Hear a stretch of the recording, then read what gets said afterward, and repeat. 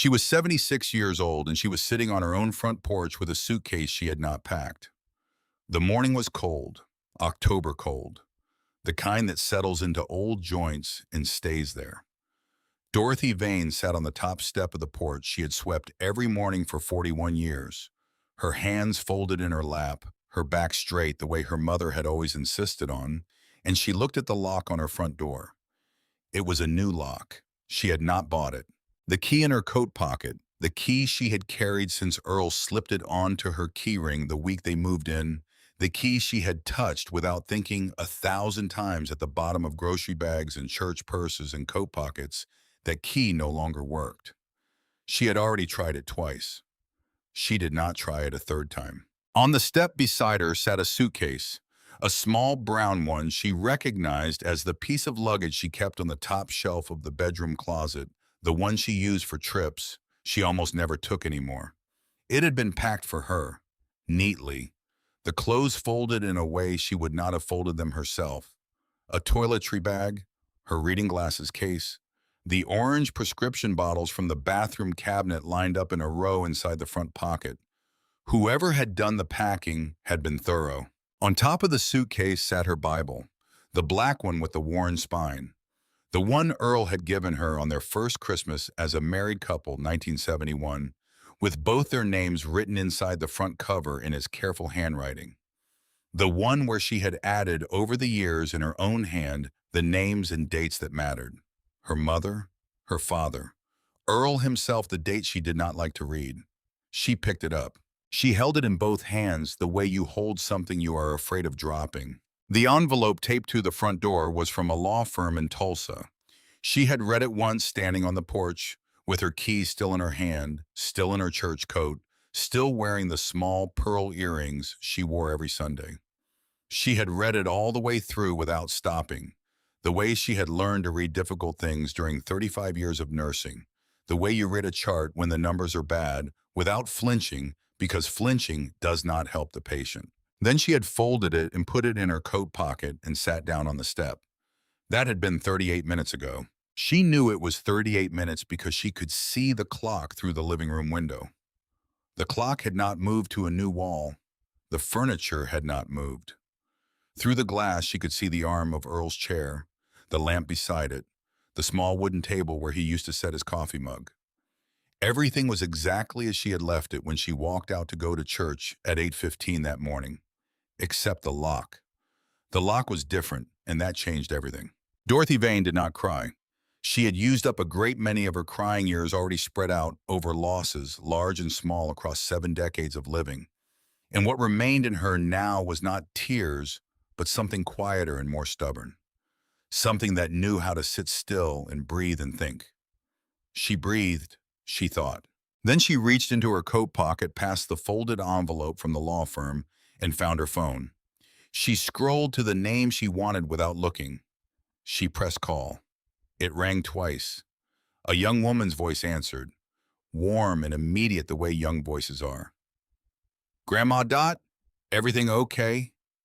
Dorothy looked at the new lock on her front door. I need you to come get me, she said, and bring your laptop. To understand how Dorothy Vane ended up on that porch step, you have to go back further than that October morning. You have to go back the way these things always require, going back past the recent years, past the comfortable and the painful and the ordinary, all the way to the beginning of something that started long before she was born. You have to start with dirt, not metaphorically, literally. Red Oklahoma dirt, the kind that stains everything it touches and never quite washes out, the kind that settlers broke their bodies on in the years when this part of the country was still a gamble and a promise and an argument with God about whether anything green would ever grow here. Her great-great-grandfather's name was Ezekiel Vane. He came west from Tennessee in 1885 with $43 a mule, in a disposition that people who knew him described, depending on their relationship to him, as either determined or impossible. He was 34 years old. He had worked in a mill until his lungs told him to stop, and then he had worked a farm until drought told him to move, and then he had looked at a map and followed the line of his finger west until it landed somewhere that looked like it had never been touched. In April of 1887, Ezekiel Vane filed a homestead claim on 640 acres in Cimarron County, Oklahoma Territory, under the authority of the Homestead Act. He paid his filing fee. He signed his name. A clerk in a county office wrote it into a ledger in careful bureaucratic script, and somewhere in Washington, eventually a patent was generated and signed on behalf of the President of the United States, and a piece of paper declared that this land, this red and stubborn and wind-battered particular piece of the earth, belonged to Ezekiel Vane. He built a house first, a small thing practical and without vanity, the kind of house a man builds when he is thinking about survival rather than comfort. Then he broke the ground. Then because he understood grain and he understood the land, and because he was the kind of man who looked at a problem and thought about it until he found the large answer, rather than the easy one, he built something else. He built a tower. It took him 2 years. He quarried the stone himself, cutting it from an outcropping 2 miles east, hauling it on a wagon in loads that the mule resented deeply and that Ezekiel Vane completed anyway. He felled Douglas fir timber from up near the Kansas border and cured it himself. He built the walls 18 inches thick. He built 5 stories, each one slightly narrower than the last, with small square windows, cut at intervals for ventilation, and at the top a single open lookout room with 4 walls of windows where a man could stand and see on a clear day 20 miles in every direction to the Kansas line to the north, to the New Mexico territory to the west, to the flat impossible distance in every other direction where the land met the sky without apology or ceremony. On the lowest stone of the front face, he carved 3 words with a chisel, Vane and Sons. Below that, he carved the year, St. 1889. He built it as a grain elevator. It was a practical thing, a working thing, a thing that served the farm and served the neighbors who brought their harvests in wagons from 10 miles around. But Ezekiel Vane, who was not a man given to sentiment or poetry, who had worked with his hands his entire life and distrusted abstraction, built it taller than it needed to be. He built it tall enough to see from Kansas. He built it so that no matter where you were on the flat Oklahoma land, you could look up and find it and know where home was. His son Clarence was born in 1888, the year between the house and the tower. Clarence Vane grew up climbing that elevator the way children grow up with the particular geography of their childhood, as though it is the whole world. He learned the smell of it, old grain and cut stone, and the particular dusty warmth that collected in the upper floors in summer. He learned every creak of every step on the interior staircase. He learned which window on the 3rd floor stuck, and which one swung open easy, and which board on the 4th floor would hold your weight, and which one you had to step around. He learned all of this before he learned that the world outside Cimarron County was larger and more indifferent than he could have imagined. The 1930s were not kind to the Oklahoma Panhandle. They were not kind to anyone in that part of the country, but the Panhandle received a particular and specific cruelty in those years, the kind that combined drought and wind and broken economics into something that people who lived through it could not afterward describe without stopping for a moment to remember how it had felt to stand in the middle of it. The dust came in walls, black walls moving like weather, like something alive and deliberate. They rolled across the flat land and swallowed everything in their path, and left behind a silence that felt like punishment. Clarence Vane lost his wheat 3 years in a row. He lost the cow and 2 of the horses. He mortgaged the land to the bank in 1934 because there was nothing else left to mortgage, and then he spent the next 7 years working himself back towards zero, taking any labor available, driving a truck repairing fences for neighbors who had slightly more than he did, doing whatever the day offered without complaint or self-pity, because self-pity was a luxury that burned calories he could not afford. The grain elevator stood through all of it. The walls Ezekiel had built 18 inches thick did not move in the dust storms. The stone he had quarried and hauled and cut held. The tower stood on the flat land through everything the 1930s sent at it, and when Clarence Vane finally paid off the last dollar of the mortgage, in 1941, the first thing he did was walk out to the elevator and put his hand against the cold stone and stand there for a long time without speaking. His son Harold watched him do it. Harold Vane was 19 in 1941. He was drafted the following year and sent to the Pacific, where he saw things that he would not discuss for the rest of his life, and that left him with a particular way of going quiet sometimes in the middle of conversations that had nothing to do with the war. He came home in 1945, thinner and older, and with a Purple Heart he kept in a shoebox and never mentioned. He came home and he stood in front of the grain elevator and he put his hand against the stone and he was quiet for a long time. Then he said to his father, "It's still here."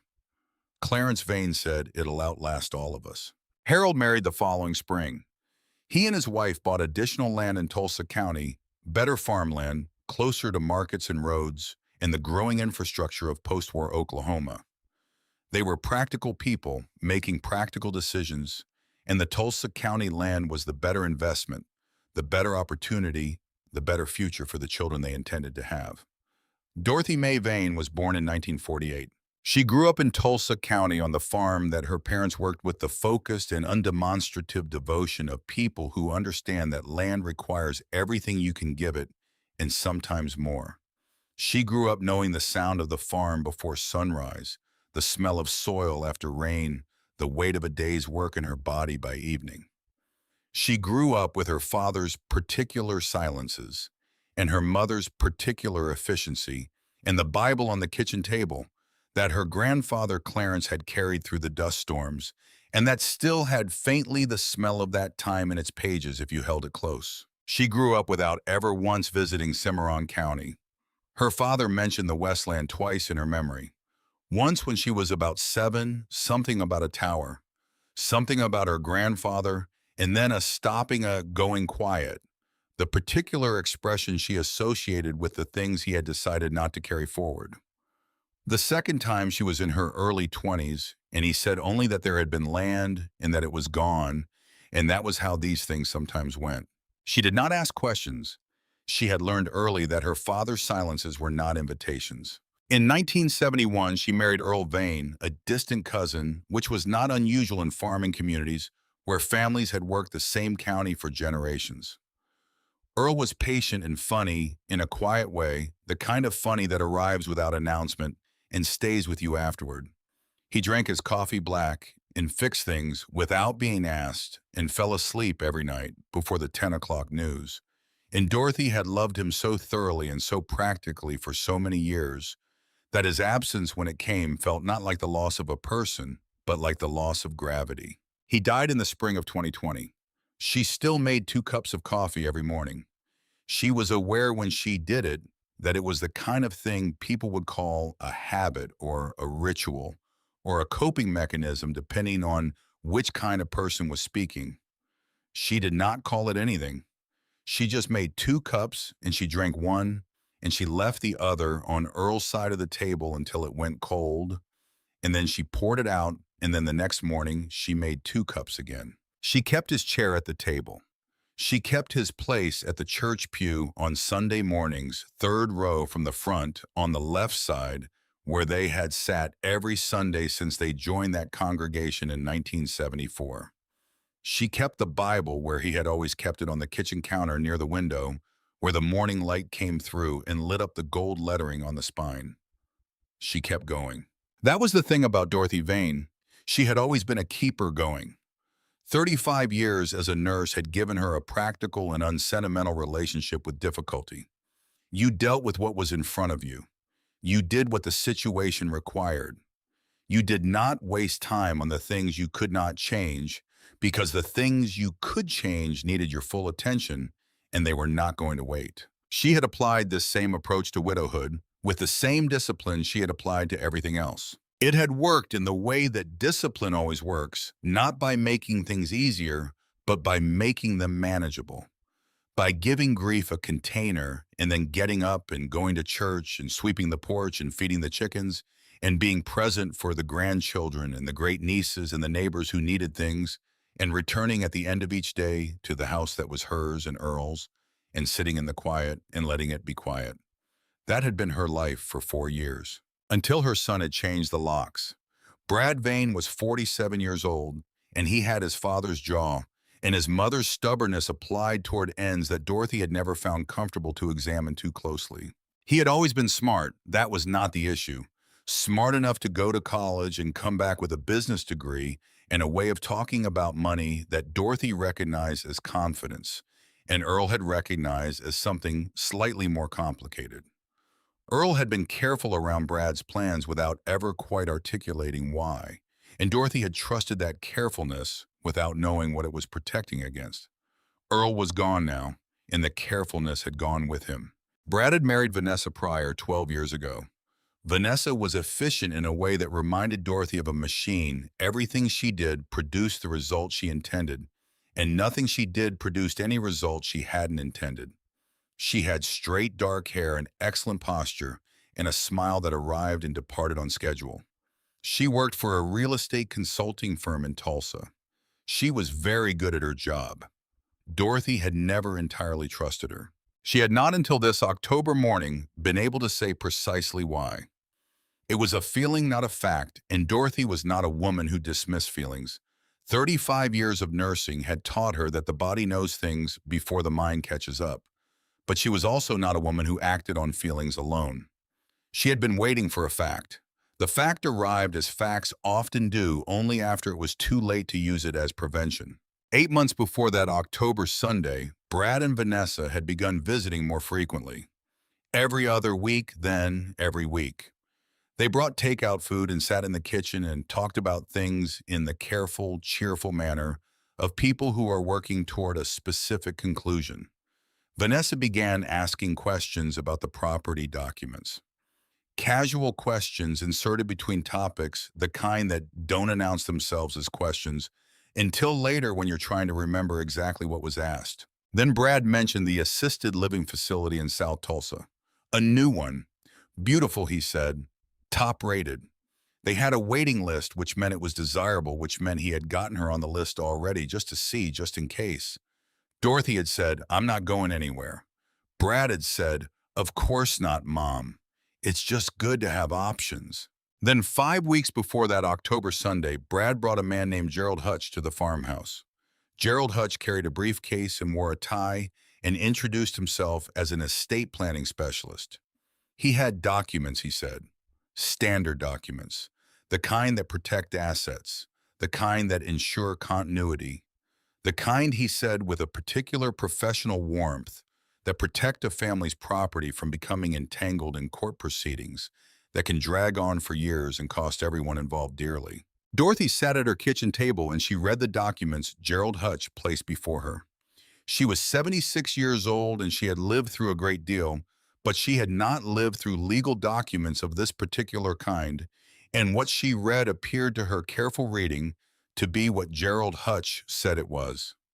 Estate planning, asset protection, a power of attorney that would allow Brad to manage certain transactions on her behalf in the event that she was incapacitated. She did not feel incapacitated. She said so. Gerald Hutch smiled and said that was exactly the point. You did these things while you were capable so that there was no question of capability later. Standard practice. Thousands of families did it. Brad put his hand over hers on the table in a gesture that she would replay many times afterward, examining it from different angles, trying to determine when she had decided to trust it. She signed. She had been a nurse for 35 years. She understood the difference between a body that was failing and a body that was simply old. She was not failing. Her hands were steady when she picked up the pen. Her mind was clear. She had read the documents, but she had not read them well enough. What she had signed was not an estate planning document with limited power of attorney for medical decisions. What she had signed was a general power of attorney granting Brad Vane the authority to conduct any financial or legal transaction on her behalf with no restriction and no expiration date. The notary who certified her signature was someone she had never met and would not meet again. A name on a document, a stamp on a page, a woman whose certification turned out to be as false as everything else in that transaction. In the state of Oklahoma, a notary who certifies a signing they did not witness is not committing a paperwork irregularity. It is a crime.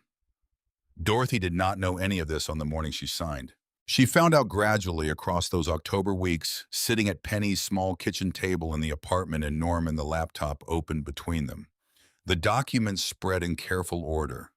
Penny's voice explaining things with the precision of a young woman who had spent 3 years studying exactly this kind of problem. But on the porch that October Sunday, all she knew was the new lock in the suitcase and the legal notice from a Tulsa law firm informing her that the property at the address she had lived at for 41 years had been transferred to the sole ownership of her son Bradley Thomas Vane, pursuant to a power of attorney dated 5 weeks prior.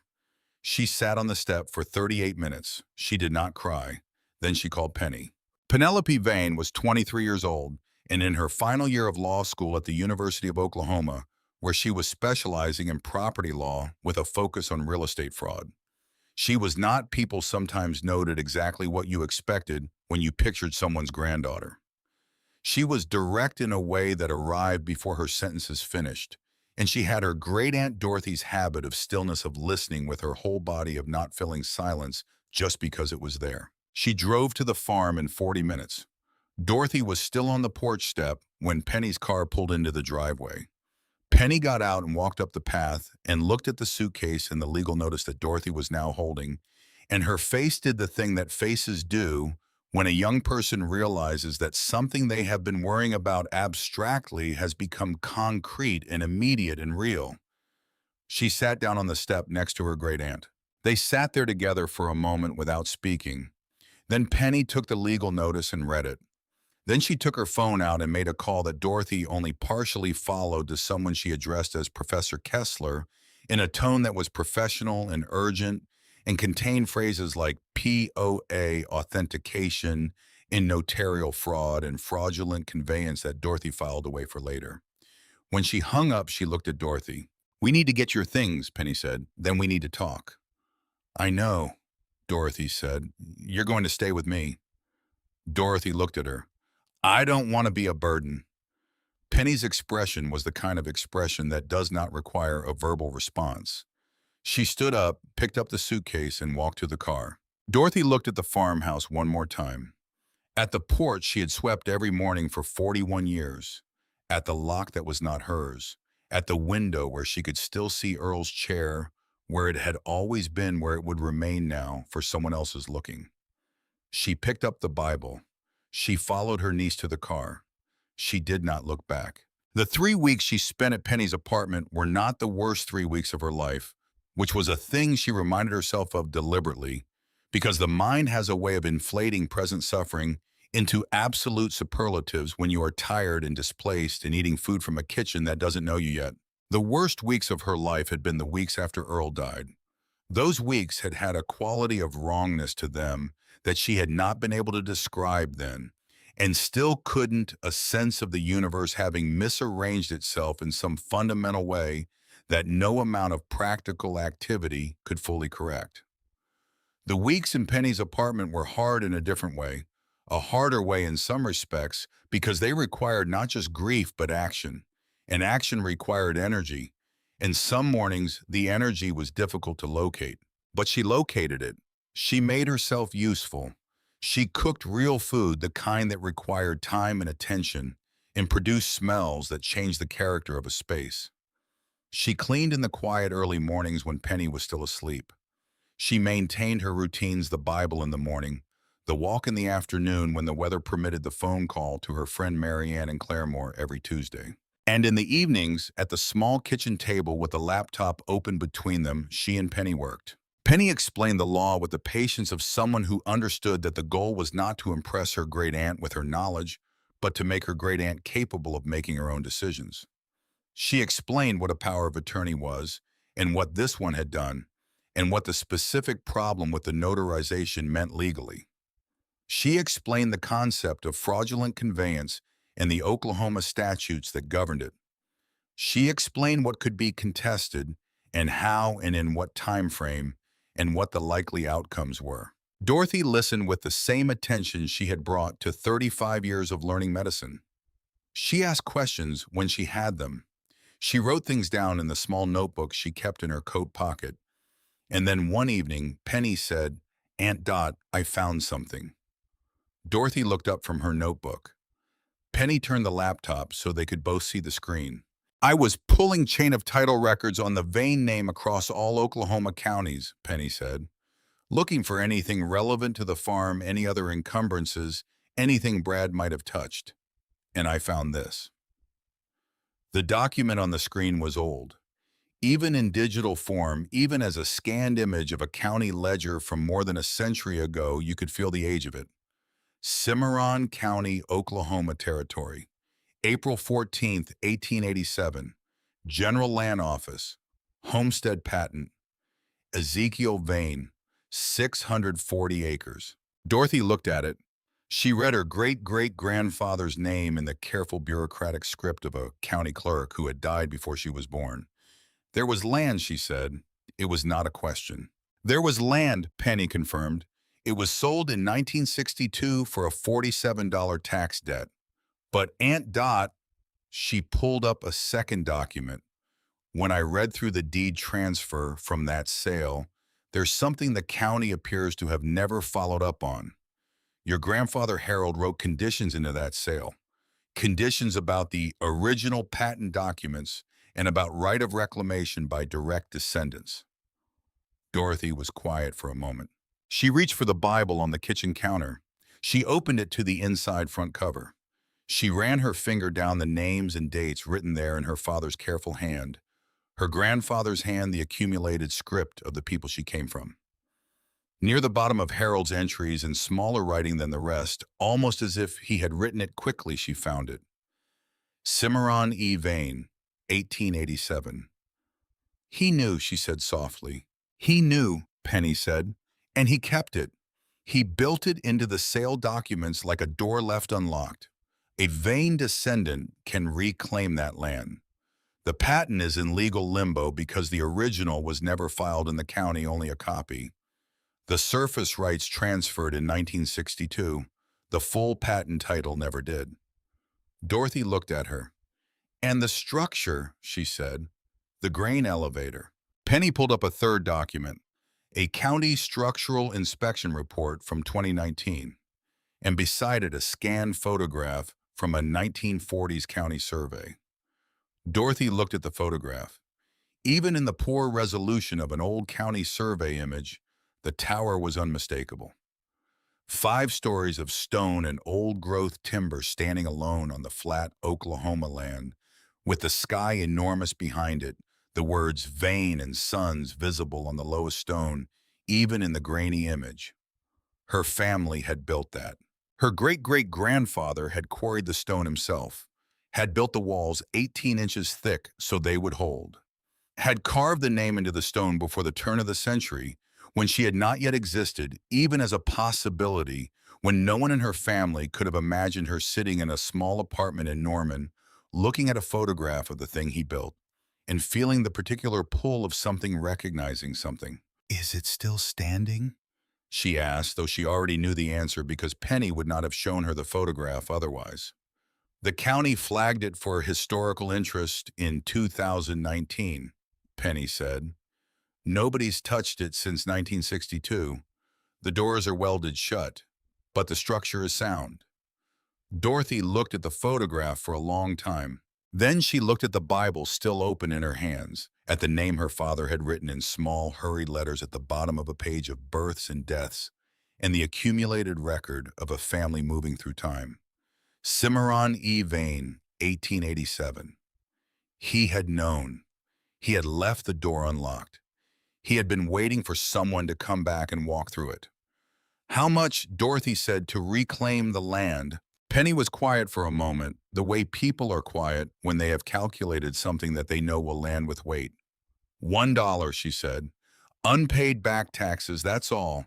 For a direct Vane descendant in person at the Cimarron County Clerk's office in Boise City.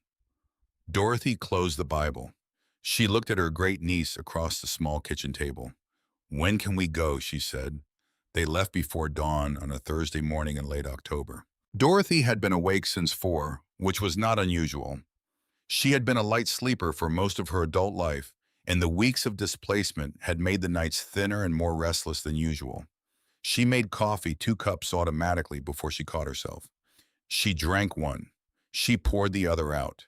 Then she picked up the Bible from the kitchen counter and put it in her overnight bag.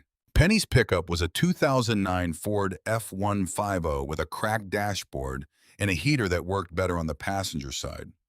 It had been Earl's truck, technically. He had given it to Penny when she went to college because he said a law student needed more practical transportation than opinions, which was his way of giving someone a gift while making them laugh. Dorothy sat in the passenger seat with the heater aimed at her knees and watched Norman become the edge of Norman and then become the long open highway of western Oklahoma, unrolling ahead of them in the gray pre-dawn. They drove for a while without talking. That was something she had always appreciated about Penny from when the girl was small. The ability to be present without requiring management. The understanding that silence between people who trust each other is not a problem to be solved. The sky lightened gradually. Not the way it lightens in the city all at once and from no particular direction, but the way it lightens on flat open land from the east slowly, like something being decided rather than declared. The horizon turned from black to gray to a thin, cold line of orange that spread and built and pulled the whole enormous Oklahoma sky up with it. Dorothy watched it happen. She thought about Ezekiel Vane, who had watched the same sky from higher up, from a tower he built, so he could see it better, so he could see far in every direction, so he could know where he was in relation to everything around him. She thought about Harold, her father, who had driven away from that tower in 1962, with a debt paid and a door left unlocked for someone he couldn't name yet. She thought about Earl, who would have loved this drive, who would have watched the same sky opening and said something small and true about it, who would have had his hand resting on the center console in the particular easy way he had available without insisting.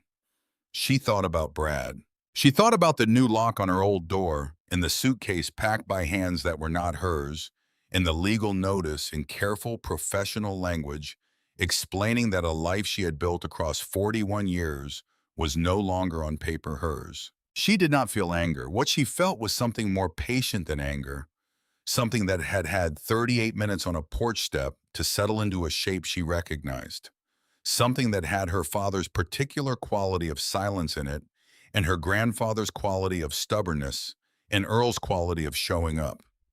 Something that was prepared to drive 200 miles across Oklahoma on a cold October morning for $1 and a door that had been left unlocked for her. "Tell me about the elevator," Dorothy said. "What the records say about it." Penny told her what the county records showed: the construction date. The materials logged in the 1940s survey the original function as a working grain elevator serving the surrounding farms through the 1950s. She talked about the 2019 inspection, the historical flagging, the 62 years of closed doors. Dorothy listened and looked at the road ahead and thought about the weight of the word original, original claim, original stone, original intent.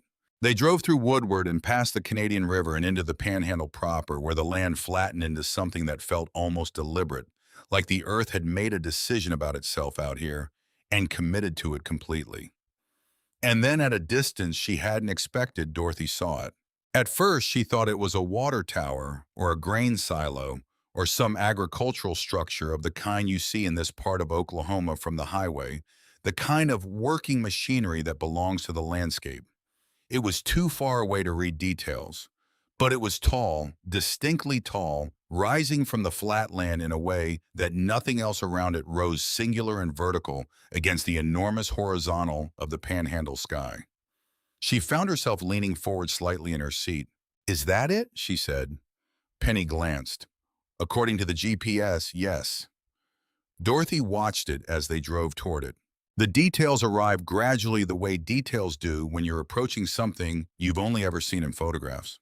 The color first gray stone, the particular gray of Oklahoma gypsum, darker at the bottom where the grass met the foundation, lighter in the upper stories where wind had cleaned the face. Then the shape, not square but slightly tapered, each floor slightly narrower than the one below, giving the whole structure a proportion that looked both massive and correct, like something that belonged at that scale in that landscape. Then the letters. They turned off the highway onto a county road, and the truck moved through dried grass and gravel, and the elevator grew from a shape into a structure, into something that filled the windshield as they came up close and Dorothy read the words carved into the lowest stone. Vane and Sons, St. 1889. She read them and she sat very still. 135 years. The stone had held for 135 years. Penny stopped the truck. They sat there for a moment. Dorothy looked at the tower her great-great-grandfather had built with quarried stone and cured timber in the particular kind of stubbornness that does not distinguish itself from love. She looked at the iron door welded shut in 1962, glistening faintly with the residue of 62 October mornings. She looked at the square windows cut into each story for ventilation, dark, now patient. She thought about Ezekiel Vane standing here in 1889 with the chisel in his hand and the stone in front of him carving a name into the permanent record. She thought about the word sons, the expectation it contained, the faith it required. She opened the truck door. She stood in the cold panhandle wind and she looked up at the tower, and the tower looked back at her the way that old things look, with the absolute indifference of something that has outlasted everything thrown at it and expects simply to go on outlasting. The name was still there. She was still a Vane. She put her hand against the stone, the cold, rough Oklahoma gypsum that her great-great-grandfather had quarried and shaped and stacked into something that could be seen from Kansas. She stood there for a moment with her hand on the stone. The wind moved through the dried grass around her with a sound like breath. She had $1 in her coat pocket. She had come a long way to spend it. She was ready. The county clerk's office in Boise City occupied a low brick building on the main street that had the particular quality of small-town government architecture, functional, unhurried, built to last rather than to impress. A flag hung from a pole out front. The windows were clean. A hand-lettered sign on the door gave the hours in plain black letters. Dorothy pushed it open. The bell above the door chimed once. Inside the office smelled of old paper and coffee and the particular warmth of a building that has been heated the same way for decades. Filing cabinets lined the far wall. A county map hung in a frame beside the window. On the counter sat a small clay pot with a succulent in it, green and improbable and very much alive. Behind the counter, a woman looked up.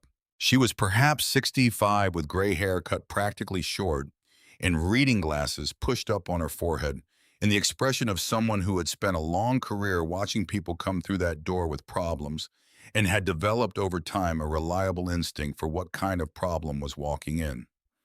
She looked at Dorothy. Something changed in her face. Not surprise exactly. Something more like recognition, though they had never met. The kind of recognition that comes from familiarity with a name rather than a face. "Help you," she said. Dorothy set the manila folder on the counter. She set the dollar bill beside it, smooth flat.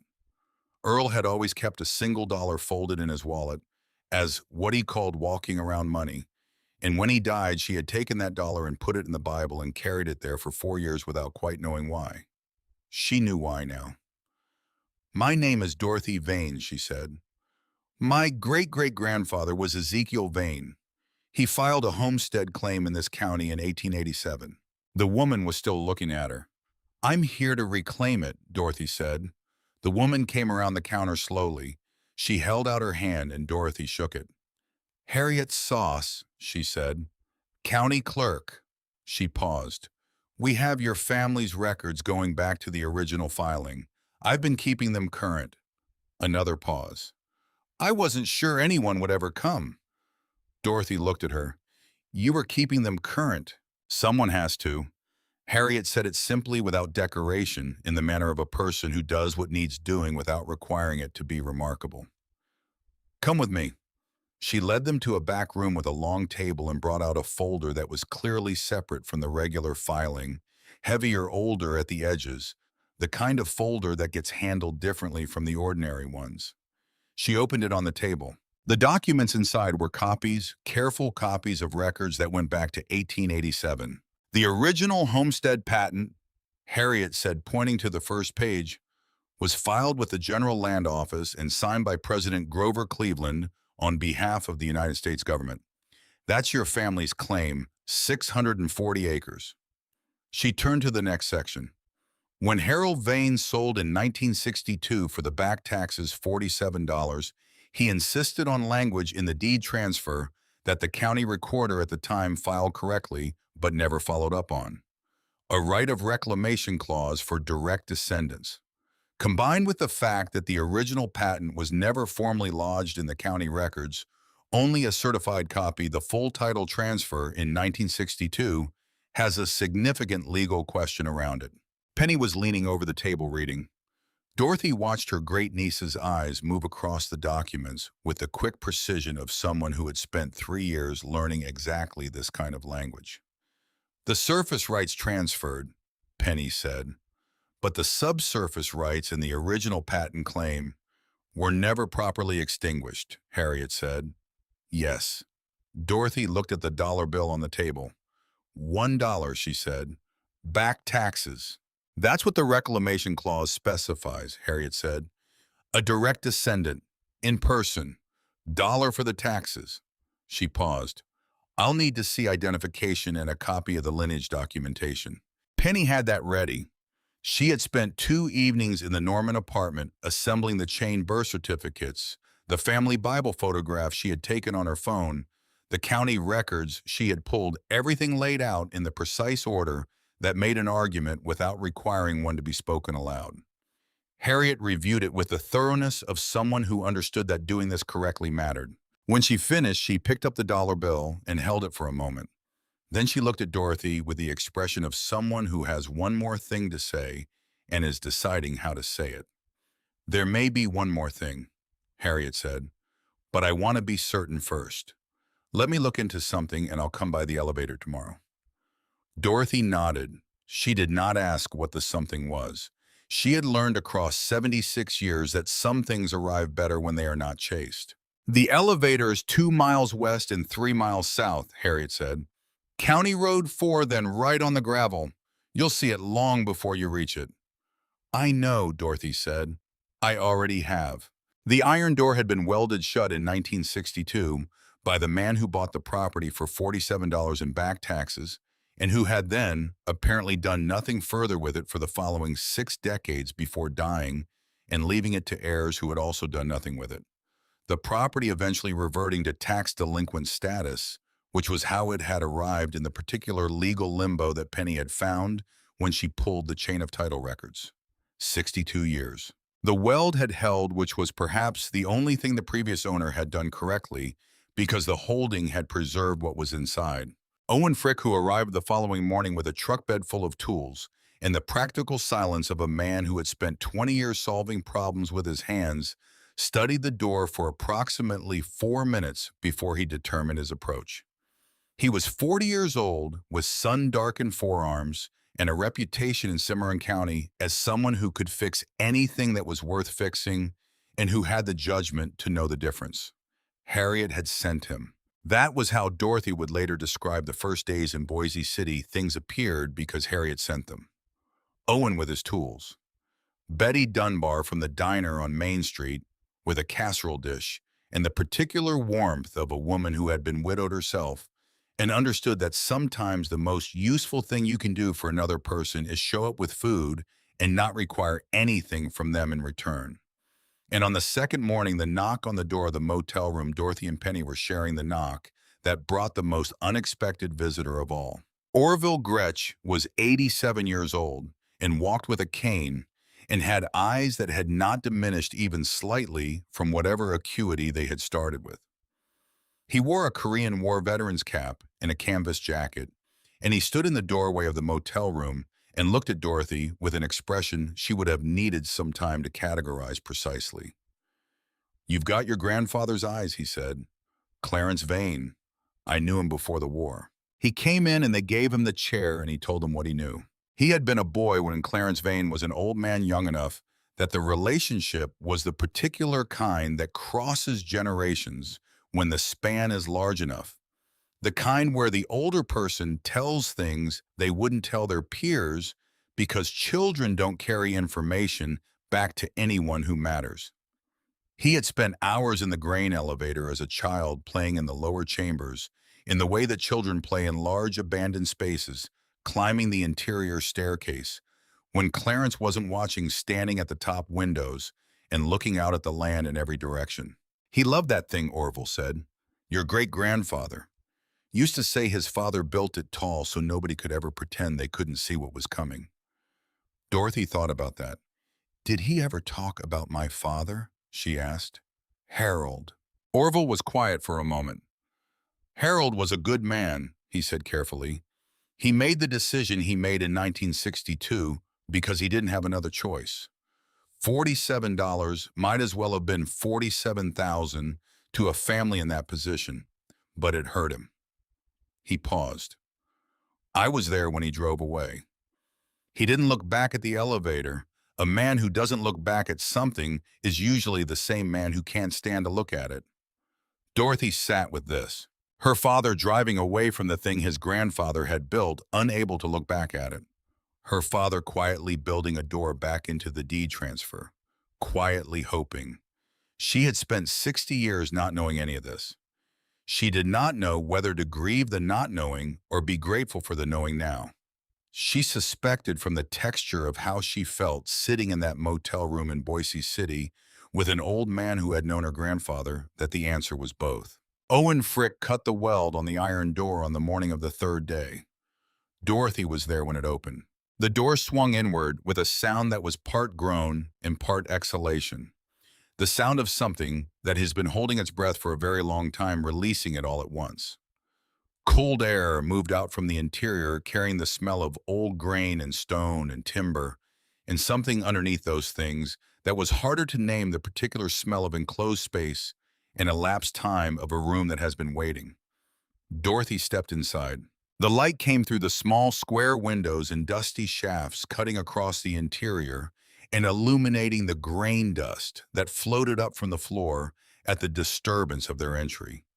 The walls were exactly as described, stone 18 inches thick, the interior surface rough cut and fitted with the kind of care that takes time. The floor was wide plank oak, darkened with age, solid underfoot. The interior staircase rose against the north wall, timber treads, timber risers wound upward into the dimness of the upper floors. She stood in the middle of the ground floor and looked up through the stairwell opening at the floors above, at the light falling differently through the windows of each successive story, at the whole vertical column of the thing her family had built. She felt the way you feel when you have been carrying something heavy without knowing it, and then you set it down, and the absence of the weight is almost as disorienting as the weight was. She felt found, not by a person, by a place. Then she went to work. The first discovery arrived on the fourth day. Penny found it on the second floor, tucked into the space between the inner stone wall and the timber framing where a structural beam met the corner. She was doing what Penny called a systematic inspection, which meant starting at the top and working down, touching every surface, looking at every corner the way she approached, case preparation methodically without assumptions, trusting process over intuition. Her hand went into the gap and came out holding a tin box. It was rectangular, perhaps 10 inches by 6, with a hinged lid that had been sealed with what appeared to be candle wax, dark and cracked now with age. The seal had held. Dorothy carried it down to the ground floor, where the light was better, and where Owen and Orville and Harriet, who had come by to see how the opening had gone, could witness it. She tried the lid. The wax cracked. The lid opened. Inside, wrapped in oilcloth that had preserved them with the stubborn efficiency of practical materials applied to practical problems, were 3 things. The first was money, currency from the 1890s and early 1900s bills that were legal tender once and were now something more and less than. That simultaneously they had value, Harriet said, to collectors, to historical archives, to the kind of people who understood that old things carry information beyond their face value. Even at a rough estimate, it was not nothing. The second was stamps, a collection of them mounted on small cards in the meticulous way of someone who understood that these small paper rectangles were worth preserving. The third was photographs, 5 of them in the stiff, formal style of late 19th century portraiture on photographic paper that had survived the oilcloth packaging in remarkable condition. People she didn't know but recognized in the way you recognize your own reflection in a relative's face, in the set of a jaw, or the way a person holds their shoulders, or the particular quality of stillness they bring to being photographed. On the back of the largest photograph in ink that had faded to brown a name, Ezekiel Vane, 1891. Dorothy held the photograph and looked at the man who had built the tower she was standing inside. He was not as she had imagined him. She had imagined someone weathered and angular, hammered into shape by the panhandle and the labor and the decade. The man in the photograph was those things, but he was also, she found herself surprised by this, clearly someone who could experience delight. There was something in the set of his mouth, even in the formal stillness of a posed portrait, that suggested a person capable of being pleased by things. She set the photograph on the stone windowsill where the light hit it. She looked at him for a moment. "Hello," she said quietly. Behind her, nobody said anything. They understood that some conversations don't require witnesses. That evening, the first tension arrived. Dorothy and Penny were in the motel room, the documents from the county clerk spread across the bed, the tin box contents laid out on the small table. Penny was working through the currency assessment on her laptop. Dorothy was sitting in the chair by the window with her Bible open in her lap, not reading it exactly, just holding it the way she sometimes held it, for the weight and the familiarity of it more than the words. The motel was on the north edge of Boise City. The window faced west toward the county road that led to the elevator. This late in October, the dark came early, and the land went black quickly, the absence of city light making the night absolute. Dorothy was watching the dark when she saw the headlights. A vehicle on the county road moving slowly. Not the speed of someone going somewhere, the speed of someone looking. The headlights moved from right to left across her field of vision and then stopped briefly at the position she estimated was roughly the elevator's location. Then they moved on, continued north, disappeared. She kept watching. 12 minutes later, the headlights came back, moving south now, the same slow pace, the same pause at the approximate position of the elevator. Then north again, 3 passes in 40 minutes. She didn't mention it until the 4th pass, when she said simply to Penny, "There's a vehicle doing slow passes on the county road." 3rd time. Penny looked up. She came to the window. They watched the headlights make the 4th pass together. "Could be county," Penny said. She didn't sound like she believed it. "Could be," Dorothy said. They looked at each other. "Brad doesn't know about this property," Penny said. It was half a statement and half a question. "He didn't know about it a week ago," Dorothy said. "I'm not certain what he knows now." Penny pulled out her phone. She opened the tracking application she had installed after the lock change, a precaution her law professor had recommended. She looked at it for a moment. Then she said, "His car was in western Oklahoma this afternoon." Dorothy absorbed this. "He's following us," she said, not with surprise, more with the weariness of someone confirming something they had expected. "Or he found out about the property some other way," Penny said carefully, "which might be worse." "Why worse?" Dorothy said. "Because if he found out independently," Penny said, "it means someone else was looking at Cimarron County, someone with a reason we don't know about yet." Dorothy thought about this. She thought about a developer who might offer a remarkable price for a building everyone else had forgotten. She thought about Vanessa, who worked for a real estate consulting firm in Tulsa, who was very good at her job.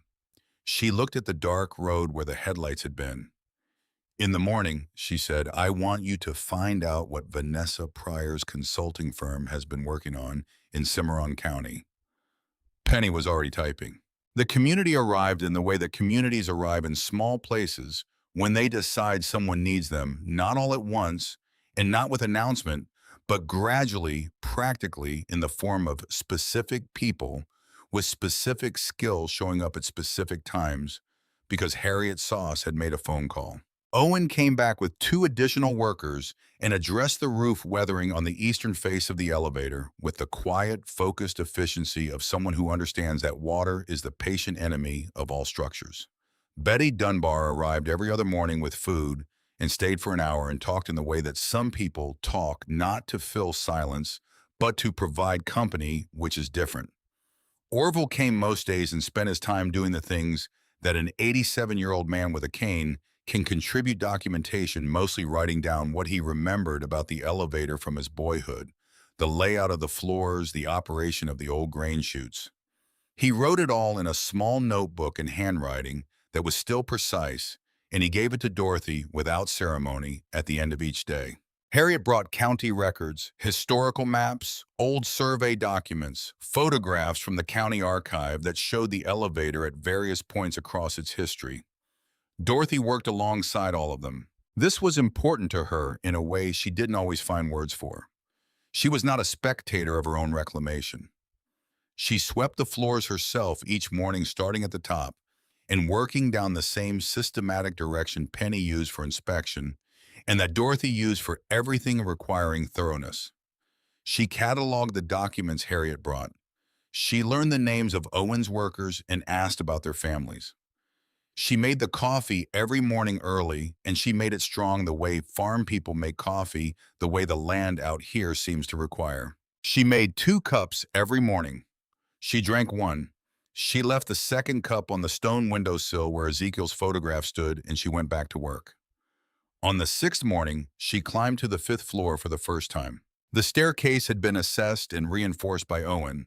The treads were sound, the risers solid, the old timber having dried and hardened over a century and a quarter into something more like stone than wood.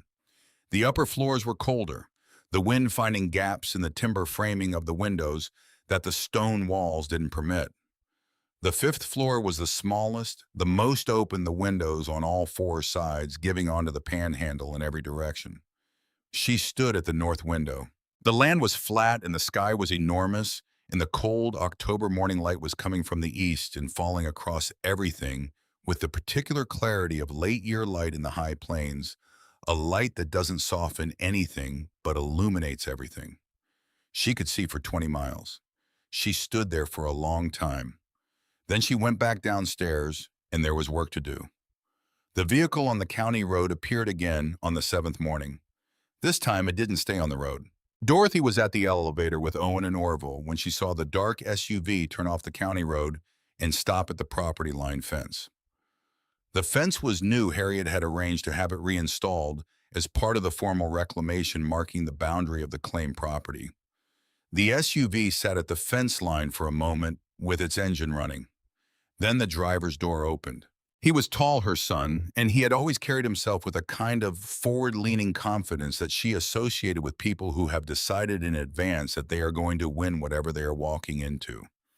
He was wearing a jacket too light for the panhandle in October, and he stood outside the fence line with his hands in his pockets and looked at the elevator. She watched his face from a distance. She watched him see the letters carved in the stone. Vane and Sons. She watched him understand or begin to understand what he was looking at. He stood there for 8 minutes. Then he got back in the SUV and drove away without looking at her. Owen, who had been watching beside her, said nothing. Orville on her other side said nothing. The panhandle wind moved through the dried grass with a sound like patience. "He's going to come back," Dorothy said. "Most likely," Owen said. "Let him," Orville said. The next morning, a man Dorothy didn't recognize drove up in a company truck. He introduced himself as representing a property acquisition firm based in Tulsa. He had an offer for the property, the building, the land. $60,000. Cash. Quick close. Dorothy looked at the offer letter he handed her. She handed it to Penny. Penny read it. Her expression did not change, but Dorothy had known this young woman since she was 3 years old, and she could read her expressions the way you learn to read anything you've spent enough time studying. "Can you give us a few days to consider?" Penny said to the man. "Of course," he said, and left his card and drove away. Dorothy looked at Penny. $60,000 for a building worth 10, Dorothy said. "Yes," Penny said. "So what is it actually worth?" Penny took a breath. "That's what I've been trying to find out since you asked me to look into Vanessa's consulting work. Aunt Dot, I need to show you something. Inside." They went to the ground floor where Penny had set up her laptop on the workbench Owen had constructed from salvaged timber. She pulled up a series of documents, county records, and state geological filings, and corporate registrations, the kind of paper trail that is publicly available if you know where to look and what to look for, which Penny did. Vanessa's firm, Penny said, took on a contract 2 years ago from an energy company called Meridian Basin Resources. Meridian is a mid-sized oil and gas exploration company based in Oklahoma City. She pulled up the state geological filing. 18 months ago, Meridian completed a seismic survey of Cimarron County. They identified what they're calling a shallow oil play, a stratum of recoverable petroleum at a depth of roughly 800 to 1,000 feet, which is comparatively accessible and comparatively inexpensive to drill. Dorothy looked at the geological map on the screen. The survey area was shaded in yellow. The yellow covered the location of the elevator. The estimated recoverable value, Penny said, over a 10-year extraction period is between $2 and $4 million. That's conservative. It could be higher. Dorothy sat with this for a moment. $2 to $4 million, sitting beneath the stone floor of a grain elevator that an old woman had just reclaimed for $1. Brad knew, she said. It was not a question. Vanessa knew, Penny said. She was working on the Meridian contract. She would have seen the survey results. She would have identified the parcel. She paused. The farm in Tulsa has some marginal subsurface interest, which is probably why Brad took it first. That was the asset he knew about. But Aunt Dot, I don't think he knew about this property. I don't think he knew the Cimarron land existed. Dorothy absorbed this carefully. Vanessa had known about the mineral survey. Vanessa had known the parcel's potential value. Vanessa had orchestrated the POA and the transfer of the Tulsa farm, likely intending to use that as capital toward acquiring the Cimarron property, separately not knowing that the Cimarron property could be reclaimed directly by a Vane descendant for $1. She had been thorough. She had been intelligent. She had planned carefully and at length. She had missed one thing. She had not looked far enough back in the family records to find the door that Harold Vane had left unlocked in 1962. That's what the offer is really for, Dorothy said. The mineral rights come with the land, Penny said. Whoever owns the surface owns the subsurface. $60,000 to acquire it before we figure out what's under it.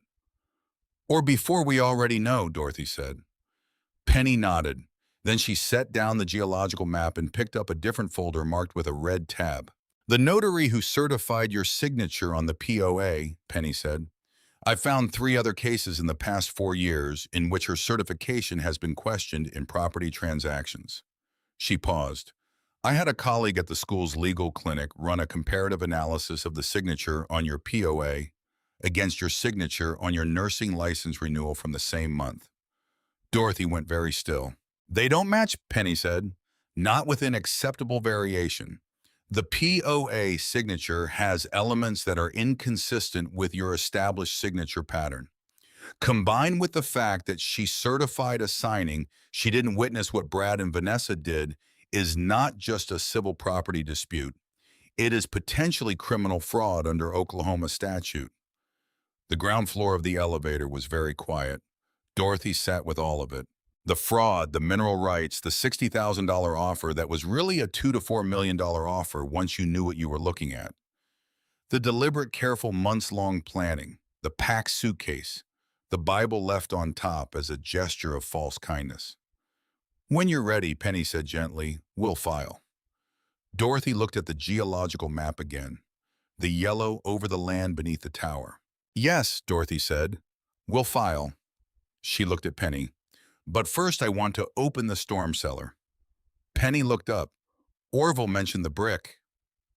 He did, Dorothy said. Tomorrow morning, you, me, and Orville. She stood and picked up her coat and her Bible from the workbench. She looked around the ground floor of the elevator at the stone walls, at the rough-cut interior surface, at the wide plank oak floor. She had been here 9 days. It already felt more like hers than the Tulsa farm had felt in years. Set up the meeting with your professor, she said to Penny. And I need a good attorney, not just a law student, no offense intended. None taken, Penny said. Professor Kessler has 3 names already. Dorothy buttoned her coat. She looked at the photograph of Ezekiel Vane she had placed on the stone windowsill, the man with a jaw, and the suggestion of delight, the man who had built the walls 18 inches thick and carved the name in stone. She thought she might understand him now a little. Not entirely. You can't entirely understand someone across a century and a quarter in the gulf of everything that has changed in between. But something. The shape of his thinking, the particular way he had approached the problem of the future, not by trying to solve it, which is impossible, but by building something solid enough that the future could solve itself. She walked out into the panhandle evening. The sky was doing what it does out here in October, going from gold to orange to the kind of deep blue that isn't quite night yet, but has committed to the direction. The grain elevator rose beside her, the stone gray in the fading light, the letters on the lowest course reading the way they had always read. Vane and Sons. She put her hand against the stone for a moment. Then she walked to the truck because tomorrow there was a storm cellar to open, and she had learned in 76 years of living that the things you find in unexpected places are rarely what you were looking for, and almost always what you needed.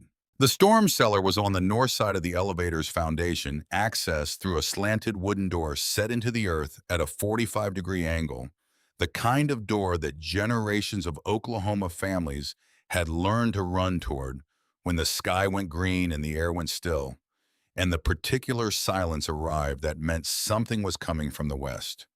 The door had not been opened since 1962. Orville knew it was there because he had hidden in it as a boy during a summer storm, crouched in the dark with his knees pulled up while the thunder moved across the panhandle, and the rain came down in the particular determined way of plains rain, as though it had been saving itself up for the occasion. He remembered the smell of it, cool earth, old wood, the mineral damp of a space cut into the ground and left to breathe on its own terms. He had described the cellar to Dorothy the previous evening at the motel in the careful, specific way of someone retrieving a memory from a great distance and wanting to get the details right. There was a workbench along the east wall, he said, shelves on the south, canned goods, tools, lamp oil, the usual, but the west wall. He paused. The west wall bothered me even then. I was 8 years old and I couldn't have told you why, but something about the west wall wasn't right. Wasn't right how? Dorothy asked. He thought about it.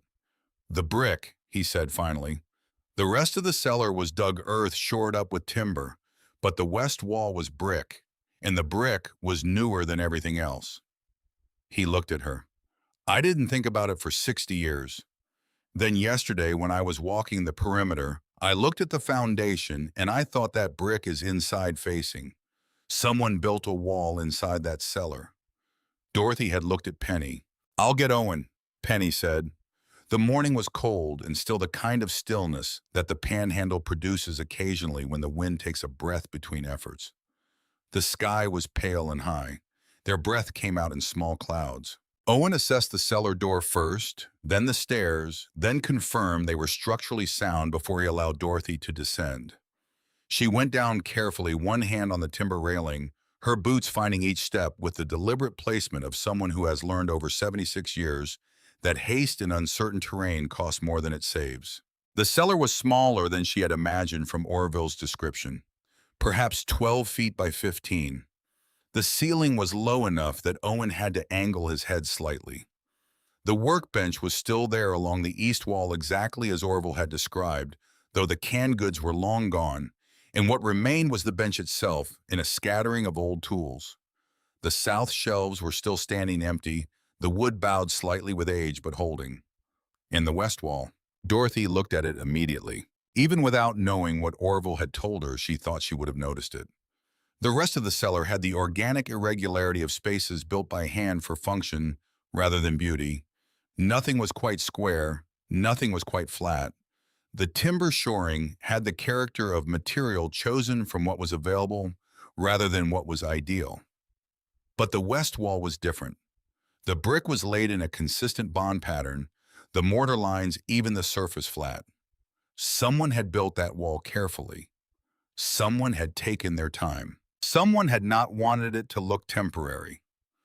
Owen ran his hand along the mortar joints. He pressed at several points. He looked at the gap between the top of the brick wall and the cellar ceiling. This was put in later, he said. The brick is from the mid-20th century, different composition from anything else in this structure. He pressed again at a lower course, and there is a void behind it. He rapped his knuckles on the brick. The sound that came back was hollow.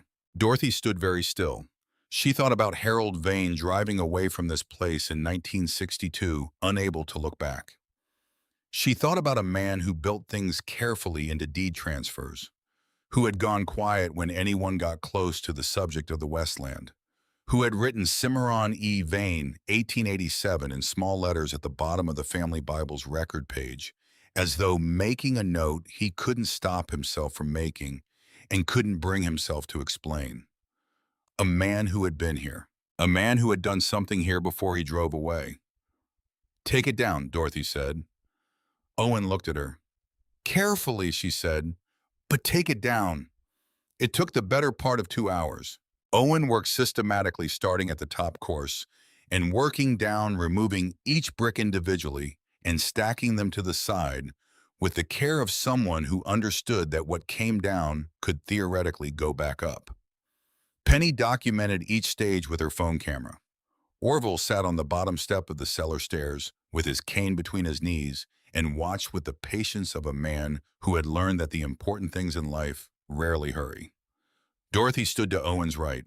When the third course came down, they could see the beginning of what was behind the wall. It was a space, perhaps 4 feet deep, running the full width of the west wall, roughly 6 feet across. The air that came out of it when the bricks opened was a different air dryer than the cellar older, carrying the specific smell of enclosed space that has been sealed against everything the world can send at it. When the sixth course came down and the opening was large enough to see clearly, Dorothy aimed her flashlight into the space. On the earth floor, raised on a low timber platform that kept them off the ground, were a wooden chest and a tin document box. The chest was perhaps 2 feet long and 18 inches wide, built from Douglas fir timber. The lid was fitted with a hasp and a padlock. The padlock closed. The tin document box sat beside it, rectangular, with a lid that had been sealed with red wax, not just a bead of it, but a careful application covering the entire seam of the lid, a deliberate and thorough seal. On the lid of the document box, in paint that had faded but not disappeared, were 2 words: Vane Original. Dorothy crouched at the opening. She was 76 years old, and her knees reminded her of this as she went down, and she noted the reminder and did not let it change anything. She reached in and brought out the document box first.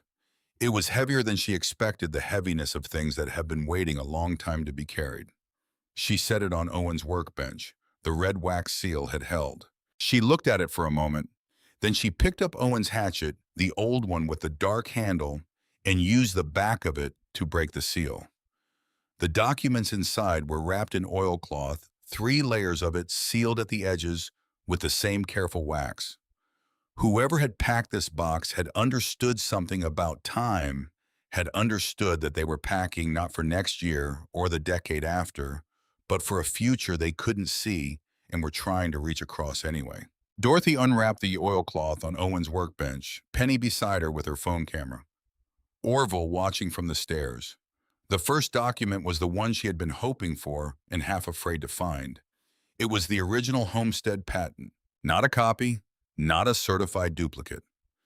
The original document issued by the General Land Office of the United States of America, bearing the seal of the office, and at the bottom, in the formal copperplate script of federal documents from that era, the signature of Grover Cleveland, 22nd President of the United States, dated 1887. 640 acres. Ezekiel Vane. His name on a piece of paper signed by a president who had been dead for 119 years. Dorothy held it in both hands. She was careful with it. It was fragile in the way that old paper is fragile, not crumbling but delicate, wanting to be handled with the consciousness that it was irreplaceable. "This is the original," Penny said quietly. "Harriet said the county only had a certified copy. This is the original patent. This changes the title question significantly." How significantly, Dorothy said. The 1962 sale transferred everything on record, Penny said. But the original patent, the founding document, was never transferred. It was here, in a wall, which means the chain of title from 1962 forward has a document problem that any property attorney will recognize immediately. She looked at Dorothy. This makes our legal position substantially stronger. Dorothy set the patent down carefully. She reached back into the oilcloth wrapping. The second document was a deed. Older than the patent, the handwriting different, the paper slightly heavier. It was the original deed of claim, Ezekiel Vane's own copy, the one he had retained when the patent was issued. And the acreage it described was not 640 acres. It was 820. Dorothy looked at this for a moment. Penny, she said. Penny leaned over. She read the acreage figure. She was quiet for a moment. The county records show the 1887 claim as 640 acres, she said carefully. The homestead maximum under the original Homestead Act. But the General Land Office sometimes authorized expanded claims under supplemental provisions for agricultural development. She was already on her phone searching. Yes, a transcription error. The county ledger recorded the patent acreage, not the full deed acreage. 180 acres were simply never included in the county's records. 180 acres in Cimarron County, Oklahoma, sitting above a shallow oil play valued at $2 to $4 million. 180 acres that had been missing from the record since the 1890s. Dorothy sat down on the workbench stool. The mineral survey, she said, Meridian Survey. Was it based on the county records? Standard practice for preliminary surveys, Penny said, understanding immediately. They map to the recorded parcels. She looked at Dorothy. If the survey didn't account for the missing 180 acres, then the actual value could be higher than the estimate, Dorothy said. Potentially significantly, Penny said. They looked at each other across the workbench in the cellar of a grain elevator that a man named Ezekiel Vane had built in 1889 with quarried stone and cured timber and the belief that what you build carefully enough will hold. It had held. 135 years later, it had held. Dorothy set the deed down carefully. She stood still for a moment, just breathing, letting the weight of what she held settle before reaching for what came next. Then Penny said, "There's one more document." Dorothy looked up. "It's handwritten," Penny said, "and it's addressed to you." Dorothy took it. It was Harold's writing, the careful, deliberate script she recognized from the letters he had written her over the years, the script that always looked like it was trying harder than ordinary handwriting. Dated 1961, 3 sheets of paper. At the top, in larger letters than the rest, a supplemental testament. And below that, in smaller letters, not for probate, for the one who comes back. She read it standing at the workbench with her hands steady and her eyes working through her father's sentences the way she had learned to read difficult things without flinching, because flinching does not help. Harold Vane wrote about the land the way men of his generation wrote about things they loved, obliquely practically, through the specifics of what was true rather than through direct statement of feeling. He wrote about Ezekiel's claim and about Clarence's survival of the Depression and about the elevator standing through the dust storms. He wrote about the war briefly in the only place in all of Dorothy's memory of her father where she had ever seen him approach that subject in language, a single sentence. "I have seen what happens when people lose the places they come from. And I have understood since then that land is not a commodity, but a continuity." He wrote about the sale in 1962. He wrote it plainly, without excuse. "I had no other choice. The $47 was not available to me, and the bank would not extend further credit, and the offer was the only offer, and I took it. But I did not take it without conditions. I built a door into the deed. I built a door, and I sealed what needed to be sealed, and I left what needed to be left. Then I could not take the original documents with me. They belonged to this place. So I built a room for them, and I sealed it, and I trust that whoever comes back will have the sense to look at walls that don't match."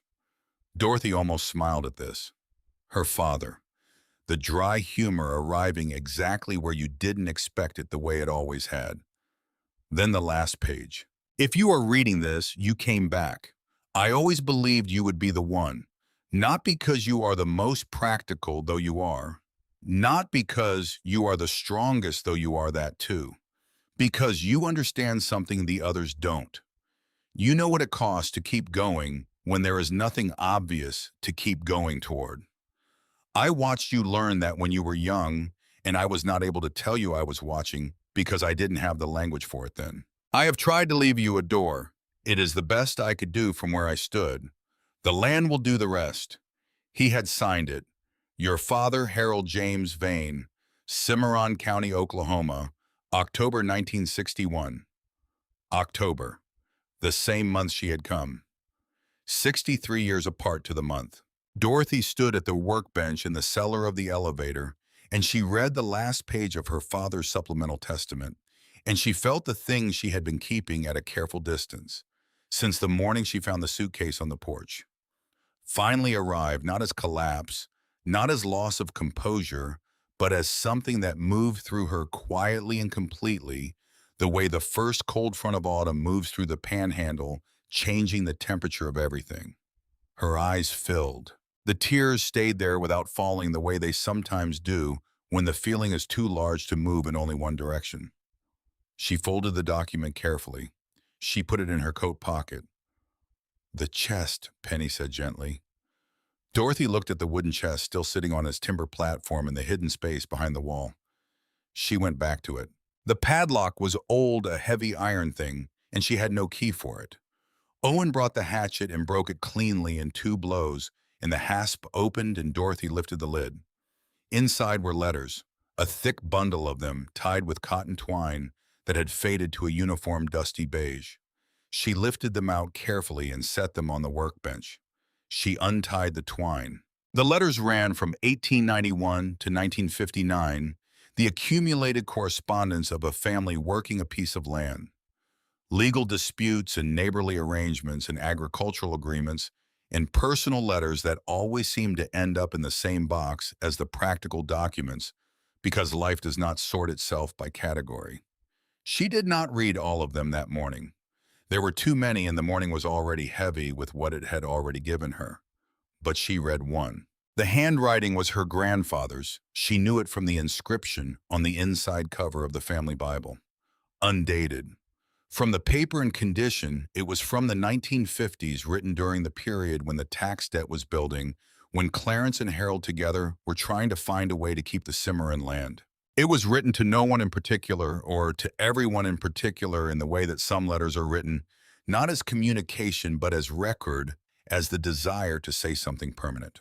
The land does not belong to us, it began. We belong to it.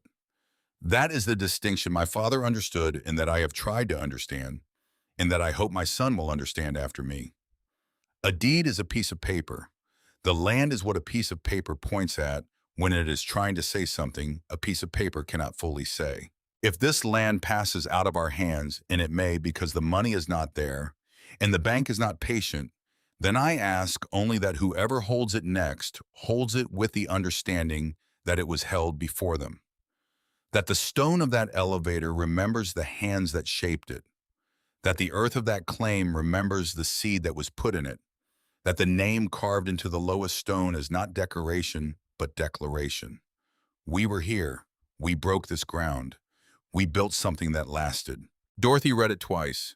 Then she folded it and put it in her coat pocket alongside everything else her family had left her. She was in the motel room that evening when Harriet knocked. She had not expected a knock at that hour, and she opened the door to find the county clerk standing on the mat with a plain brown envelope in both hands, holding it with the care of someone who has been responsible for something important for a very long time and is relieved to finally pass it on. I told you there might be one more thing, Harriet said. I needed to verify the lineage documentation matched our records before I felt right about giving it to you. I finished this afternoon. She held out the envelope. A man brought this in 25 years ago. He said to hold it until a Vane woman came for the elevator. Dorothy looked at the envelope. Her name was on it. Not Mrs. Vane, Not the Vane family, Dorothy Vane. Her father's handwriting, she recognized it the same way she had recognized it on the pages downstairs in the cellar. He had driven out here 25 years ago. He had handed this envelope to a stranger and said, "Hold it until my daughter comes." And then he had gone home and he had not mentioned it. And then he had died and the envelope had sat in a locked cabinet in this office for 25 years with her name on it waiting. She took the envelope. "Thank you," she said. Harriet nodded once with the particular completeness of someone who has done what they set out to do and walked back to her car. Dorothy closed the door. She sat in the chair by the window and looked at her name in her father's handwriting for a long moment. Penny was out at the diner with Bet Dunbar. Dorothy had the room to herself in the dark panhandle night beyond the window, and the letter that had been waiting 25 years for her to arrive. She opened it. Harold Vane had written it in his middle 70s, 2 pages single-spaced on the unlined paper he had always preferred. "Dorothy," it began, "if you are reading this, then you came, which means everything I built into that deed in 1962 held the way I intended it to hold, which is the closest thing to a long bet paying off that I have ever experienced. I want to explain some things that I was never able to explain in person, because the language required for these things never arrived when I was in the same room with you. I don't know why that is. I suspect it is the same reason that men of my generation built things instead of saying things, because the building is something we knew how to do, and the saying was something that required a vocabulary we were not given. Your grandfather Clarence used to say that the elevator was Ezekiel's letter to the future. I have spent a long time thinking about what that means. I believe it means that some things can only be communicated across time, not across a table. That the important transmissions happen through what you leave behind rather than what you say while you are here. I left you a door. I left you the deed conditions and the reclamation clause and the sealed room and the original documents, and I have just left you this letter with a woman who struck me as reliable, and I am trusting that all of it will arrive at the right person at the right time. You were always the right person. I knew that before you did. You have your great-great-grandfather's stubbornness and your grandfather's patience, and something of your own that I don't have a name for, a quality of not stopping. A quality of understanding that the fact of difficulty does not constitute a reason to quit. I watched you work for 35 years without recognition and keep going. I watched you lose Earl and keep going. I have always believed that the person who keeps going is the person who deserves what is waiting at the end of the going. The elevator is waiting. Whatever is in that ground beneath it is waiting. And whatever you make of it, whatever you build from it, whatever you decide it should become, I trust that decision completely because you are the one who came back. The land will do the rest. He had signed it. Your father, who is proud of you." Dorothy sat in the chair by the window for a long time. The panhandle night was completely dark outside, the kind of dark that only exists where there are no cities, where the light pollution that has covered most of the country has not yet reached. Stars were visible, a great many of them. She held the letter in both hands. Her father, who had never in her memory told her he was proud of her, had written it on paper and driven it 200 miles and left it with a stranger to hold for 25 years so that she would have it when she needed it.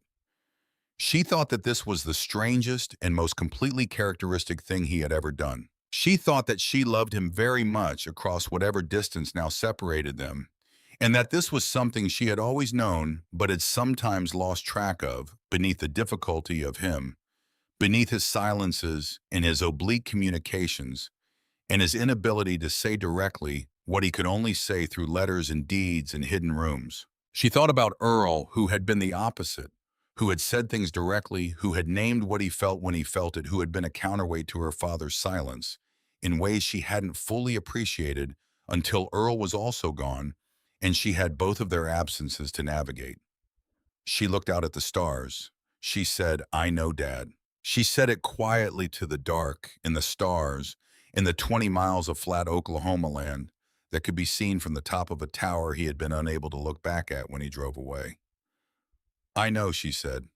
"I came back." Brad arrived the next morning, not in the dark SUV, In his own car, the silver sedan she had watched pull into the Tulsa farmhouse driveway dozens of times across the years. He came alone. Vanessa was not with him.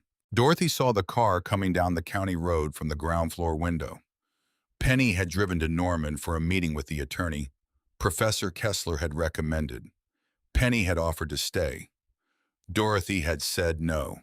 She had said it in a way that Penny understood to mean the subject was closed. This was between her and her son. She went outside and stood in front of the elevator. The morning was cold and bright. The wind was back moving through the dry grass in long visible waves. The letters on the lowest stone were in full sun. Brad got out of the car. He walked toward her and stopped about 10 feet away. He looked at the elevator. He looked at the letters carved in the stone. He looked at her. "Mom," he said. She waited. He looked at the ground for a moment, the gesture of a man trying to locate something remorse, she supposed, or the language of remorse, which is not the same thing. "I know what you're doing," he said. "With the lawyers." She waited. "I know Penny filed," he said. "I got the notice." He looked up at her. "I want you to know that Vanessa, that she was the one who found the mineral survey. I didn't know about it until Brad," she said. He stopped. She was not a woman who raised her voice. She never had been. She had learned early that a voice that doesn't need to be raised carries further than one that is. She spoke at her ordinary volume, and the wind brought it to him cleanly. "I'm not interested in the apportionment of blame between you and your wife," she said. "You signed what you signed. You stood in my kitchen and watched me sign what I signed, and you let me believe it was something other than what it was. That is the thing that happened. I'm not interested in the version of that thing where someone else is more responsible for it than you are." He opened his mouth. She held up one hand, not threatening, simply stopping. "I need to say something," she said, "and I need you to hear it completely." He was quiet. "I forgave you," she said. "I forgave you the morning I found my suitcase on the porch. I sat on that step for 38 minutes, and I worked through it, and I arrived at forgiveness because forgiveness is something I do for myself, not for the person I'm forgiving. It makes me lighter. It keeps me moving."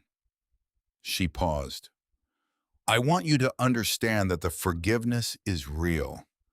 I'm not performing it. I'm not using it as a weapon."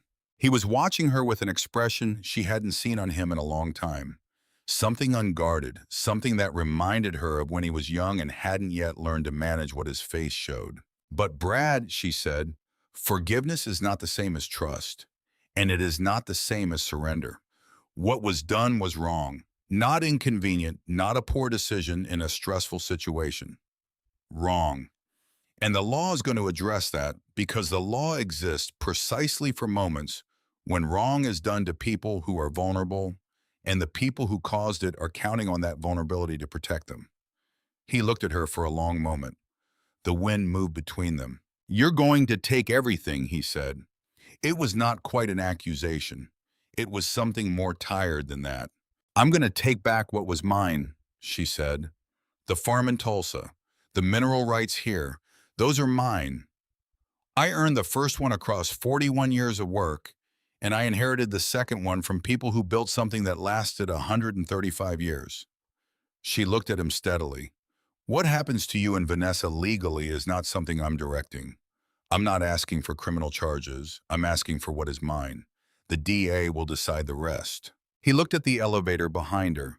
He looked at the letters in the stone. Something moved in his face that she didn't have a name for. Not remorse exactly, but the beginning of understanding what you have done before you have arrived at the full weight of it. "Is there anything?" he started. "I'm going to suggest something," she said. "Not as a condition and not as a negotiation, just as a suggestion." He waited. "Go home," she said. "Be honest with yourself about what happened. That's the work. The legal situation is going to resolve the way it resolves, and that will take the time it takes. But the other thing, the internal accounting, that's yours to do. Nobody else can do it for you." She looked at him. "Your father would have wanted you to do that work," she said. "I know you know that." His jaw tightened. Something about the mention of Earl still reached him. She had always known that. and she used it now not as a weapon, but as the truest thing she could say. "I know," he said quietly. "Good," she said. She turned and walked back into the elevator. She heard his car start. She heard it drive away.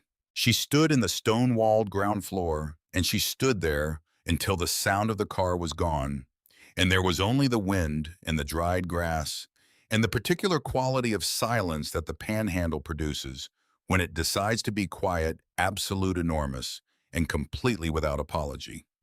The storm cellar's wooden chest held one more thing. She opened it that afternoon with Owen and Orville and Harriet present, because some things should be witnessed by the community that has built itself around you. Wrapped in oilcloth inside the chest beneath a layer of dried lavender that had lost its scent across 60-odd years, but retained the intention behind its placement, was a photograph. It was large, a proper formal portrait from a photographer's studio mounted on heavy cardstock in the way of late 19th century portraiture. A family. Ezekiel Vane stood at the center, the same man from the photograph upstairs. But in this image, surrounded to his right, a woman of about his age with a level gaze and the particular stillness of someone who has decided exactly who they are. Around them, a collection of children at various heights, some looking at the camera with the cooperative solemnity that photography required in that era, one small one at the edge, looking at something entirely off camera, unimpressed by the occasion. On the back, in the same hand, the Vane family, Cimarron County, Oklahoma Territory, 1895. Dorothy turned it over and looked at them, all of them looking at a camera, none of them able to see her, and yet, "Look at the small one," Orville said. She looked. The child at the edge of the photograph, the one looking away from the camera, was standing with the posture of someone deeply interested in something beyond the frame. Head turned, attention fully elsewhere, completely unconcerned with being documented. Dorothy felt something move across her face. "That one," she said quietly. "That one I understand." Harriet laughed. It was the first laugh the ground floor of that elevator had heard in at least 62 years, and the stone walls held it the same way they held everything, absolutely and for as long as necessary. The legal proceedings took the better part of 6 months. They were not dramatic in the way that proceedings and stories are sometimes dramatic. There were no courtroom confrontations, no moments of sudden revelation before a judge. There was instead the patient, methodical work of attorneys who understood property law in Oklahoma and who had in the Vane case an unusually complete evidentiary record to work from. The original patent, the original deed with its 80 additional acres, Harold's supplemental testament, the lineage documentation, the notarial fraud evidence, the comparative signature analysis. The Tulsa County farm was returned to Dorothy's name by court order in February. The order required Brad Vane to vacate any claim to the property and to make restitution for the period of unauthorized occupancy. Vanessa's role in the notarial fraud was referred to the district attorney's office, whose subsequent decisions were not Dorothy's to make, and which she followed from a distance with the interest of someone reading about events they were part of without being the author of. The mineral rights question was resolved separately and in a manner Dorothy had not anticipated. The full acreage, 820 acres, once the transcription error from the 1890s was corrected in the county records, was substantially larger than Meridian Basin Resources had surveyed. The corrected geological assessment suggested recoverable resources well in excess of the original estimate. Dorothy hired a mineral rights attorney. She was represented competently. She did not discuss the specific terms of the agreement she ultimately reached with Meridian because she was a private person and the amount was a private matter. But Penny, when she described it later, used the phrase "more than we expected." And her face when she said it was the face of someone who has been proven right about something and is trying not to look too satisfied. Dorothy used a portion of the mineral rights agreement to establish what she called simply the Vane Foundation administered through the Cimarron County Clerk's Office. Harriet's suggestion and directed toward a specific and practical purpose, assisting elderly landowners in the region to access legal representation when property disputes arose that they could not afford to contest on their own. She had learned something about what happens when vulnerable people cannot afford the process meant to protect them. She intended to apply the lesson. The Tulsa County farm she leased at below market rate to a family in their 30s who had been farming rented land for 4 years and who reminded Dorothy in the way they spoke about the soil and the work and the particular early morning quality of a farm in spring of the way she and Earl had spoken about the same things in the same early mornings a long time ago. She did not move back to Tulsa. She stayed in Boise City. Penny graduated in May. She had used the Vane case with Dorothy's permission as the basis for her senior thesis on fraudulent conveyance and notarial accountability in Oklahoma property law. Her professor called it the most thoroughly documented student case study she had seen in 20 years. Penny was offered a position at a firm in Oklahoma City that specialized in elder property rights. She took it without hesitation. She drove out to Boise City most Sundays. Dorothy rented a small house on the edge of town, white clapboard porch facing west, close enough to the elevator that she could walk to it on the mornings when the weather permitted. Owen finished the structural restoration in April. The roof was fully weather-tight. The interior staircase was reinforced from bottom to top. The iron door was replaced with a wooden one, unlocked, which swung open easily. She was there for all of it. She swept the floors herself each morning, starting at the top and working down. On the first morning of actual spring, not the calendar spring, but the real spring, the morning in late April when the temperature and the light and the smell of the air make an argument that the worst is past and the ground is ready. Dorothy climbed to the 5th floor. She climbed slowly, one hand on the timber railing, her boots finding each step. The staircase had been reinforced, but it was still old, and she was still 76, and the climb took the time it took, which was longer than it would have taken when she was young, and was also, she had come to understand, exactly the right amount of time. The 5th floor was cold even in late April. The windows on all 4 sides were clean, Owen having replaced the cracked panes and restored the working mechanism, and she opened the north window and stood before it and let the cold air come in. She could see for 20 miles. She put her hand in her coat pocket. The Bible was there as always, and the letters, her father's letters, which she had been reading and rereading across these months the way you reread things that are trying to tell you something more than they said on the first reading. And Harold's supplemental testament, and the family photograph which she had carefully reproduced and sent copies to the County Historical Archive and to Penny and kept the original in the Bible. And at the bottom of the pocket, in the small cotton pouch she had made from an old handkerchief of Earl's, the ring. She took it out. She held it in the palm of her hand. Earl had worn it from 1971 until the spring of 2020, and she had taken it from the hospital and put it in the Bible and carried it there for 4 years without quite making the decision that wearing it again would require making. She looked at it in the morning light coming through the north window of the 5th floor. She thought about Earl. She thought about what he would have made of all of this, the porch step, the 200-mile drive, the hidden wall in the storm cellar, the photograph of Ezekiel Vane and his family, the smell of the place in the early morning when the light came through the ventilation windows and angled shafts, and the whole structure felt not like a building you were inside, but like a place you had always been. She thought he would have walked the perimeter with his hands in his pockets, the way he always walked new places, and he would have looked at the letters carved in the stone, and he would have put his hand against them, and he would have said something small and true and unrepeatable, the kind of thing he always said in the moments that mattered. "You would have liked it up here," she said to the open window and the flat land beyond it. The wind came through. She put the ring on her finger. It fit the same as it always had, which surprised her slightly and didn't surprise her at all. She stood at the north window with the cold air coming in and the flat Oklahoma land going in every direction and the sky enormous above it, the way it insists on being seen out here, the way it has always insisted.